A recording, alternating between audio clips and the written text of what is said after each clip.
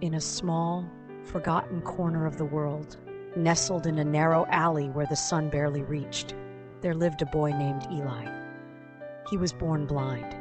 The world for him was not colors or shapes, but sounds, vibrations, and voices. People often looked at him with pity or indifference, and some even whispered that his life would amount to little. But Eli heard music in the silence. He heard songs in the wind and rhythm in the rain. One day, while rummaging through the dusty attic of the orphanage he lived in, Eli's hand touched something rough and oddly familiar. It was an old guitar, scratched, out of tune, with one string missing.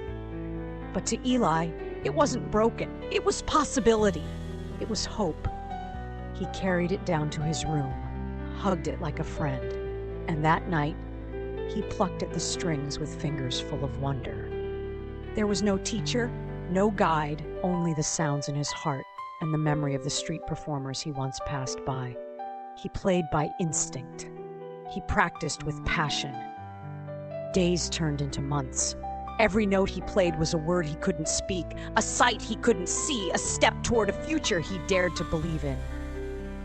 One evening, the orphanage hosted a visitor, a famous music teacher looking to sponsor young talent.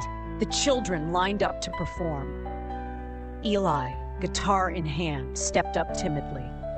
The room fell silent. Then, from the cracked body of the old guitar came a melody so pure, so aching with emotion, that it moved the audience to tears. The teacher stood frozen. "Who taught you that?" he asked. "No one," Eli smiled. "I just played what I felt." That moment changed everything. The teacher offered him full sponsorship to a music academy. Eli went on to compose symphonies. He performed on grand stages not for fame, but to prove something powerful. That you don't need eyes to see the beauty of dreams. You need belief, courage, and the will to create something out of nothing.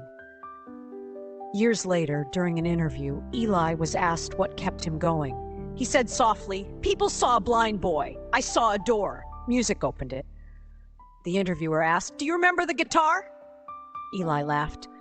"It still hangs in my studio. It's not just an instrument. It's the beginning of everything. Sometimes broken things carry the strongest magic."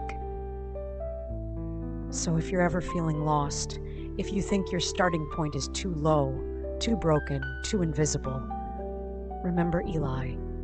Remember that one old guitar. You never know what greatness can come from the things others throw away, because sometimes a small story changes a big life.